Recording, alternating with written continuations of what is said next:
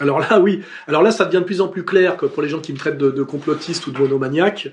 On a quand même, je dirais, le gang Buzyn, Lévy et Bauer, il faut pas oublier, parce que je rappelle que la communauté de Lumière, dont on n'a pas le droit de parler, détient, ça s'est fait progressivement à partir des années Mitterrand, et j'ai vu s'accomplir cette prise de pouvoir systématique, que ce soit d'ailleurs dans le milieu du spectacle, de la médecine, de la politique, de l'économie, c'est général. Hein.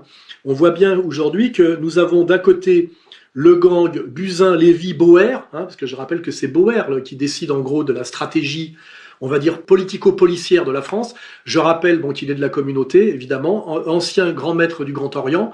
Donc c'est vraiment un agent impérial intégral. C'est pas du tout, pour citer encore Cohn-Bendit, quelqu'un qui représente la majorité française et ce que j'appellerais la majorité du producteur séducteur, du producteur sédentaire, du cochon de payant et du gaulois. Hein, voilà. Je vais quand même citer les gens aujourd'hui qui ont en charge la médecine d'État. Hein. Nous avons donc Lévy, Buzyn, Hirsch, Gage, Doré, Jacob, Salomon, enfin je veux dire c'est la liste de Schindler. Hein.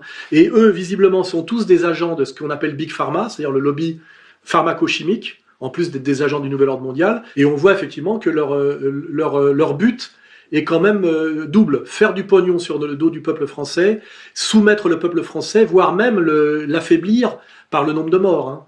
Voilà, parce que ce peuple français, on le voit, par le soutien massif que rencontre le professeur Raoult, le peuple français commence à gronder, est en colère, et s'il commence à gronder après une semaine de confinement, je ne vois pas ce qui va en être quand on va nous annoncer, quand le pauvre Macron, qui est lui un otage entre la colère populaire, ce qu'on appelle ses élus, et les maîtres oligarchiques incarnés très très bien par Attali. Je rappelle qu'Attali nous a bien dit qu'à un moment donné, si le nouvel ordre mondial ne pouvait pas passer par la mondialisation heureuse, il pourrait passer par la pandémie. Il l'a écrit, hein, faut pas oublier, hein, on y est. Hein, voilà. Donc quand Macron, pris en otage, je dirais, entre Attali et Soral, hein, pour montrer les deux extrêmes, sera obligé d'annoncer qu'on prolonge le confinement total, donc la destruction de l'économie française, et notamment des PME, à 45 jours, ça va péter.